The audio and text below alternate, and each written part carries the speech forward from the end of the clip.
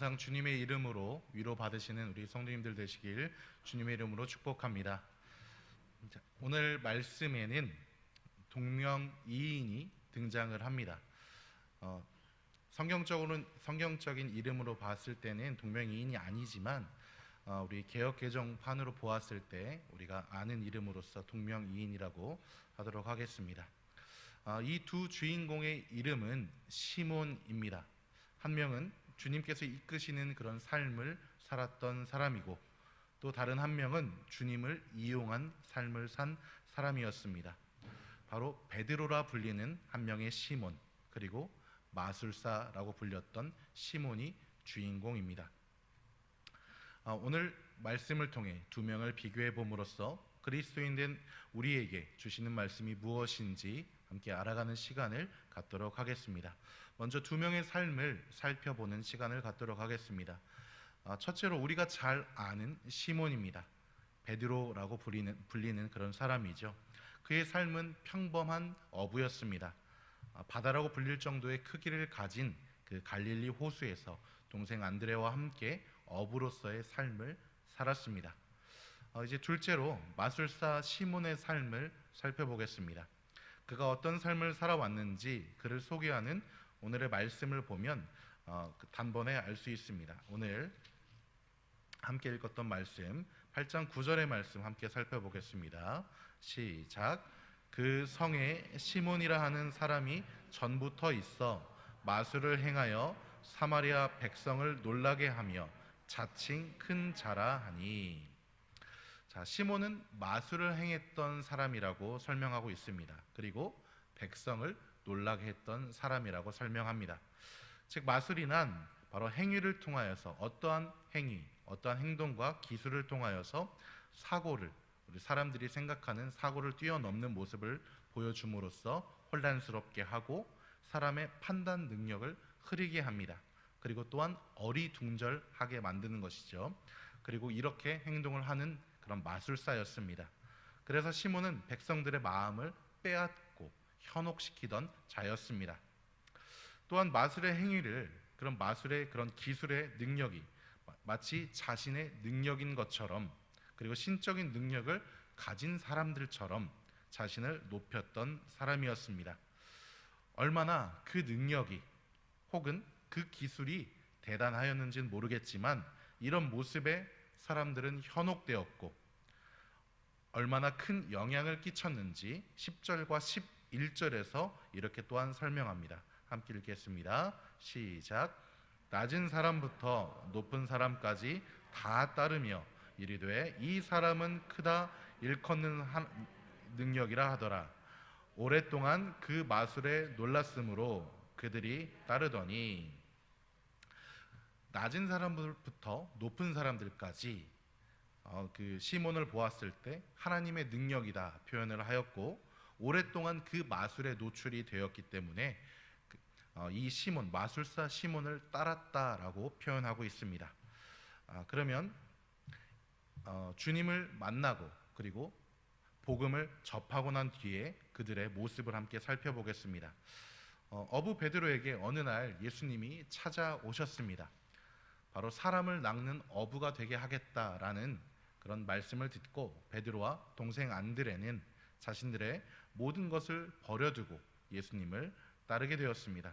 그리고 예수님과 함께하는 3년의 시간 동안 베드로는 복음을 실천하시는 예수님의 모습을 보며 배울 수 있었습니다. 몸이 아픈 사람들을 치료해 주시며 그리고 배고픈 자들에게는 먹을 것으로 그들의 필요를 채우셨습니다. 바로 예수님이 함께 하시는 곳이 하나님과 함께하는 천국임을 그 실천을 통하여 베드로와 그리고 다른 제자들에게 알리셨습니다. 특히 예수님께서는 베드로를 자신의 중요한 행정마다 동행시키시며 예수님이 하나님 되심을 보게 하는 영광 또한 누리게 하셨습니다. 바로 베드로의 삶은 하나님이 이끄신 삶이었다 우리는 표현할 수 있는 것이죠. 그러나 마술사 시몬은 베드로라 불리는 시몬과는 약간 다른 삶을 살았습니다. 시몬은 빌립이 하나님 나라와 예수 그리스도에 대해서 전도하는 소식을 들었습니다. 여기서 전도함이라는 원어의 뜻을 살펴보면 좋은 소식을 가져오다라는 말로 사용됩니다. 좋은 소식, 무슨 소식일까요? 바로 복음인 것이죠. 바로 하나님께서 우리를 사랑하셔서 예수 그리스도를 믿는 자마다 다 하나님의 자녀가 되는 권리를 주셨다, 권세를 누리게 하셨다라는 이 기쁜 소식을 빌립을 통하여 이 사마리아 지역에 지금 전하고 있는 것입니다. 그래서 6절에 보면 무리가 빌립의 말도 듣고 행하는 표적도 보고 한 마음으로 그가 하는 말을 따르더라라고 표현하고 있습니다. 그리고 이제는 사마리아인들이 한 걸음 더 나아가 믿음의 고백인 세례를 받기 시작합니다. 함께 오늘의 말씀 12절 함께 살펴보겠습니다. 시작. 빌립이 하나님 나라와 및 예수 그리스도의 이름에 관하여 전도함을 그들이 믿고 남녀가 다 세례를 받으니, 세례를 받는다는 것은 목숨을 거는 것이었습니다. 로마의 황제 콘스탄티누스 황제의 그런 밀라노 칙령 이전의 로마는 황제를 숭배하는 사상이 매우 강했습니다. 수많은 종교를 인정하였지만 황제 숭배를 인정하지 않으면 거침없는 박해가 뒤따랐습니다. 그래서 당시 가장 많은 피해를 받은 종교가 바로 기독교입니다. 유대교에서는 예수님이 메시아가 아니다라고 손가락질 받고 탄압받았으며, 로마에게는 황제 숭배를 하지 않는다며 박해를 받았습니다. 그래서 세례를 받는다는 것은 목숨을 내어놓는 일종의 믿음의 고백인 것입니다. 외부인이 볼 때 그래서 세례를 받는다는 것은 큰 의미가 있는 행동이었습니다. 오늘 말씀에서 마술사 시몬이 어떤 믿음을 갖고 있었는지는 확인할 수는 없지만 오늘 세례를 받았다라고 표현하고 있습니다. 그런데 여기서 시몬이 세례를 받은 이유에 대해서 우리가 살펴볼 수가 있습니다. 13절의 말씀 함께 살펴보겠습니다. 시작. 시몬도 믿고 세례를 받은 후에 전심으로 빌립을 따라다니며 그 나타나는 표적과 큰 능력을 보고 놀라니라. 결국 마술사 시몬이 관심이 있었던 것은 바로 빌립이 보여준 표적과 큰 능력이었습니다. 6절에서도 빌립이 말하는 말, 하는 말과 행동, 그리고 큰 표적을 보고 많은 사람들이 따랐다라고 표현한 걸로 보았을 때 시몬이 관심이 있었던 것은 빌립이 전하는 예수님의 가르침이 아니라 그 능력, 그 사도들이 전하는 그런 능력에 있었습니다. 그래서 시몬이 볼 때 세례를 받으면 자신도 빌립처럼 표적과 큰 능력을 보일 수 있을 거라라는 생각을 하게 된 것입니다. 그래서 자신의 이용의 수단으로 세례를 받은 것입니다. 자신의 삶을 자신이 주관하며 주님을 이용의 수단으로 지금 보고 있는 것입니다. 당연히 마술사 시몬의 이러한 생각과 이러한 접근은 잘못된 것입니다. 주님을 내 삶의 구원자로 믿은 것이 아니라 내 삶의 안위, 그리고 더 나은 삶을 살기 위해 세례를 받은 것이죠. 물론 오늘 함께 동명이인으로 등장하는 시몬도 잘못한 것이 없는 것은 아닙니다. 그러나 우리는 여기에서 자신의 잘못이 드러났을 때 어떻게 대처하는가에 따라 우리가 누구에게 붙들린 삶인가라는 것을 알 수가 있습니다. 바로 우리가 우리의 삶을 대조해 보았을 때 우리의 잘못이 드러났을 때 우리의 신앙을 점검할 수 있다는 것이죠. 마술사 시몬의 본색은 시몬 베드로를 만났을 때 확실히 드러나게 되었습니다. 예루살렘에 있는 교회는 사마리아도 하나님의 말씀을 받았다 함을 듣고 사도들을 보냈습니다. 14절의 말씀 함께 살펴보도록 하겠습니다. 시작. 예루살렘에 있는 사도들이 사마리아도 하나님의 말씀을 받았다 함을 듣고 베드로와 요한을 보내매. 하나님은 사도들을 통하여 사마리아에 성령이 임하는 것을 보게 하셨습니다. 이로써 사회적이고 그리고 문화적으로도 장벽이 심하게 세워져 있던 유대인과 사마리아인, 그리고 추후에 사도행전 이후에 이방인들에게까지 그리스도께서 구세주가 되신다는 것을 교회가 인정하게 하셨습니다. 이 확증은 사도들이 믿는 자들을 위하여 성령 받기를 간구하며 기도할 때 성령을 받는 모습으로 나타났습니다. 오늘의 말씀 16절과 17절의 말씀 함께 살펴보겠습니다. 시작. 이는 아직 한 사람에게도 성령 내리신 일이 없고 오직 주 예수의 이름으로 세례만 받을 뿐이더라. 이에 두 사도가 그들에게 안수함에 성령을 받는지라. 아멘. 이 모습을 본 시몬은, 마술사 시몬은 그가 갖고 있던 믿음이, 그가 갖고 있었던 신앙이 참인지 거짓인지 드러나게 되었습니다. 오늘의 말씀 18절과 19절 함께 살펴보겠습니다. 시작. 시몬이 사도들의 안수로 성령 받는 것을 보고 돈을 들여 이르되 이 권능을 내게도 주어 누구든지 내가 안수하는 사람을 성령을 받게 하여 주소서 하니, 성령 임재의 모습을 확인한 마술사 시몬은 베드로에게 돈을 줄 테니 성령의 능력을 달라 말하고 있습니다. 즉 나도 안수하면 누군가가 성령을 받을 수 있는 능력을 달라 말하고 있는 것입니다. 여기서 마술사 시몬의 믿음과 세례의 고백은 거짓이었다는 것이 분명하게 드러나고 있습니다. 나의 것을 위해서 주님을 이용했던 모습이 드러나고 있는 것입니다. 하나님께서 주신 구원의 확신과 성령의 선물에 감사하고 만족하고 있는 것이 아니라 오히려 하나님의 선물을 돈으로 살 수 있다 생각하고 자기의 만족을 추구하고 있는 것입니다. 물론 시몬 베드로도 잘못된 접근을 한 적이 있습니다. 어떻게 보면 베드로가 가장 나쁜 사람으로 손가락질을 받아야 할지도 모릅니다. 우리 사람과의 관계에서 가장 중요한 것 중에 하나가 바로 믿음입니다. 신뢰죠. 그런데 그 신뢰가 깨졌을 때 사람이 받는 충격은 감히 상상할 수가 없습니다. 그런데 그 상상하지도 못할 그런 죄를 지금 베드로는 범했던 것이죠. 3년간 예수님 곁에서, 그리고 가장 가까운 곳에서 가르침을 받았고 보았고 그리고 체험했던 베드로가 예수님이 잡히신 후에는 그 전에 자신이 했던 말과는 정반대의 모습을 보이고 있습니다. 자기의 정체가 탄로날 위기에 처하자 예수님을 모른다 3번이나 부인한 사실입니다.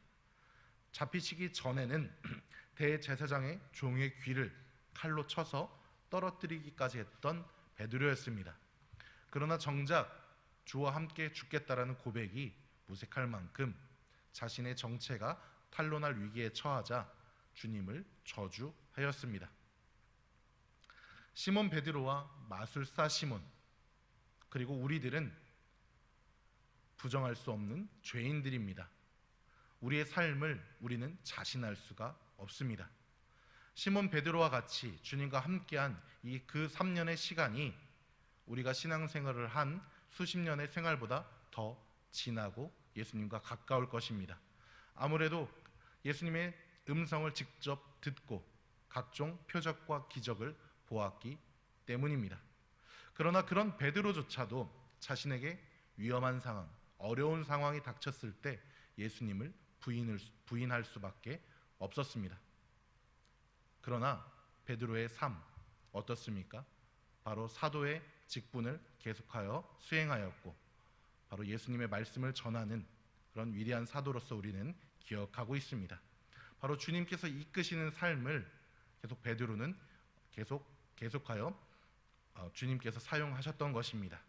그럼 왜 주님께서 어떻게 보면 가장 예수님을 배반한 죄, 가룟 유다보다 어떻게 보면 더 예수님의 마음에 큰 대못을 박았던 그 베드로가 어떻게 쓰임을 받을 수 있었던 것일까요? 그 답은 아주 명료합니다. 바로 회개하였기 때문입니다. 베드로는 예수님의 3번 부인할 것이다 라는 예고에 펄쩍 뛰며 부인하였습니다. 그러나 결국 예수님의 예언대로 말씀대로 되었습니다. 베드로는 자신을 조여오는 물음에 이렇게 대답합니다. 당신의 질문을 이해하지 못했다. 맹세하는데 나는 예수를 모른다. 예수를 저주하며 나는 정말 모른다 라고 3번이나 부인하였습니다. 그때 닭이 3번이나 울었습니다. 그때 그는 예수님의 그런 말씀이 생각나 심히 통곡하였다라는 것 성경에서 증언하고 있습니다.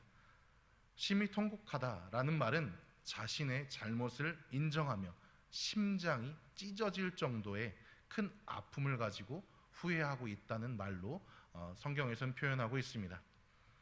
그리고 베드로는 이제 주님의 말씀을 기억하며 갈릴리에서 기다렸습니다. 그리고 그곳에서 주님을 만난 뒤 주님의 가르침과 약속하신 성령의 체험을 경험하고 그 뒤로 예수님의 말씀을 전하는 사도의 삶을 살게 되었습니다. 그래서 오늘도 요한과 함께 사마리아를 방문한 것입니다. 베드로는 하나님께서 이끄는 삶을 살며 예루살렘에서 사마리아로 그리고 이방인들에게까지 복음이 전해지는 과정을 함께 할 수 있는 그런 영광을 맛보게 되었습니다. 이제 마술사 시몬의 경우를 다시 한번 살펴보도록 하겠습니다. 주님을 자신의 가치를 높이기 위해서 이용했던 모습을 시몬 베드로를 통해 지적을 받게 되는 장면입니다. 20절부터 22절의 말씀까지 함께 살펴보겠습니다. 시작. 베드로가 이르되 내가 하나님의 선물을 돈 주고 살 줄로 생각하였으니 내 은과 내가 함께 망할지어다. 하나님 앞에서 내 마음이 바르지 못하니 이 도에는 내가 관계도 없고 분깃될 것도 없느니라. 그러므로 너의 이 악함을 회개하고 주께 기도하라. 혹 마음에 품은 것을 사하여 주시리라. 아멘. 베드로는 강하게 마술사 시몬에게 책망합니다. 지적하고 있습니다. 너는 은과 함께 망할 것이다. 너의 몫이 될 것이 없다. 라는 이 베드로의 지적은 어찌 보면 과할 수도 있습니다. 어떻게 보면 사람의 앞길을 막는 저주에 가깝기 때문인 것이죠. 그러나 우리는 베드로의 오늘 이 지적을 기억해야 합니다. 그리스도를 이용하여 자기의 만족을 채우려는 자는 그리스도가 주시는 그런 충만함을 조금도 누릴 수 없습니다. 그것은 그리스도보다 자기의 만족이 우선이기 때문인 것이죠. 그래서 그리스도 자체가 사랑과 만족의 대상이 되어야 합니다. 오직 그리스도로 우리는 만족할 줄 알아야 되는 것이죠. 그래서 그리스도를 이용하여 다른 무언가를 얻거나 구하려 하는 자는 기독교의 도와는 아무런 관계도 없고 그리고 그리스도가 주시는 유업을 조금도 받지 못할 것이다 라고 베드로는 오늘 말씀을 통해서 전해주고 있는 것입니다. 그래서 바울도 같은 맥락에서 고린도전서 16장 22절에서 이렇게 증거하고 있습니다. 만일 누구든지 주를 사랑하지 아니하면 저주를 받을지어다 라고 같은 맥락에서 선언합니다. 그래서 우리는 이 시간을 통해 내가 정말로 사랑하는 것이 무엇인지 점검해야 합니다. 베드로가 예수님의 물음에 내가 정말로 사랑하는 것은 바로 예수 그리스도입니다 라고 대답하는 삶을 살고 있는지 아니면 마술사 시몬과 같은 그런 관점으로 살고 있는지 확인해야 합니다.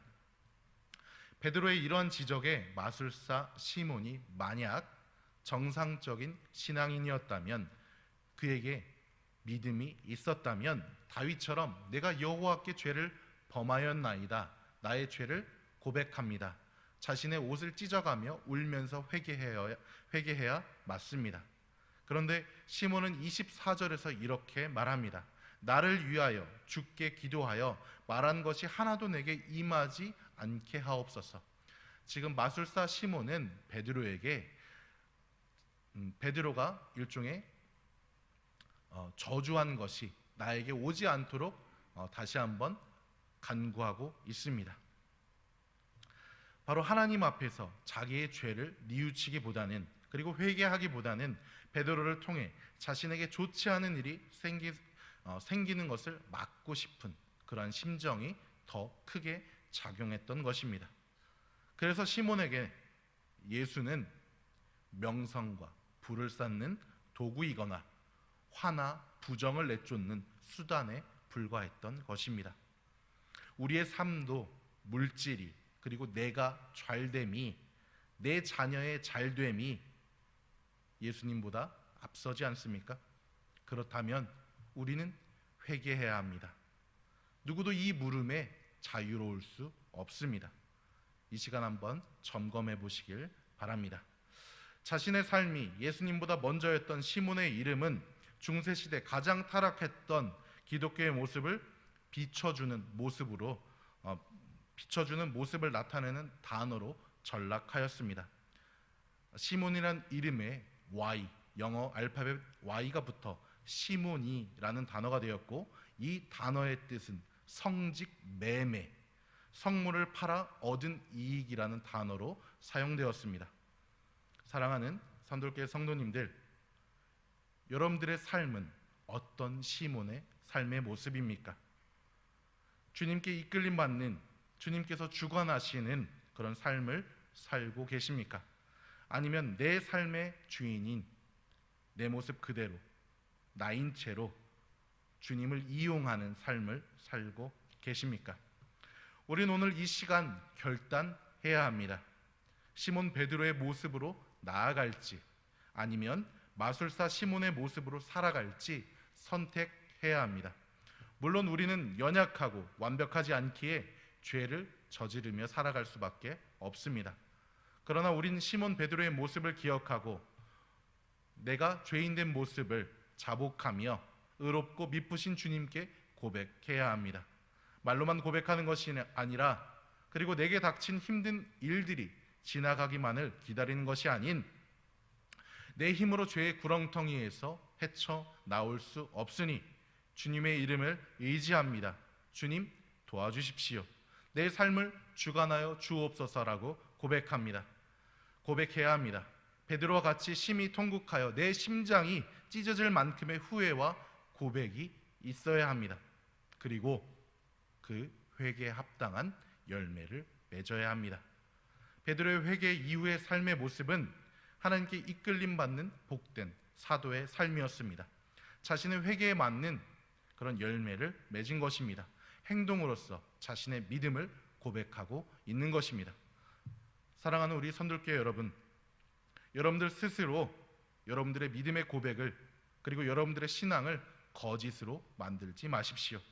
오늘 이 시간 결단하여 이러한 결단을 통해 나오는 우리들에게 하나님께서는 축복하길 바라십니다. 축복하길 원하십니다.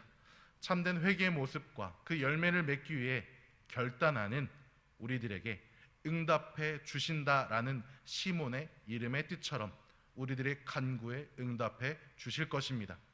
여러분들의 삶 가운데, 그리고 여러분들의 간구에 응답해 주시는 주님의 은혜를 풍성히 누리시며 기쁨의 감사의 고백을 하며 살아가는 선돌교회 성도분들이 되길 주님의 이름으로 간절히 축원합니다. 기도하겠습니다.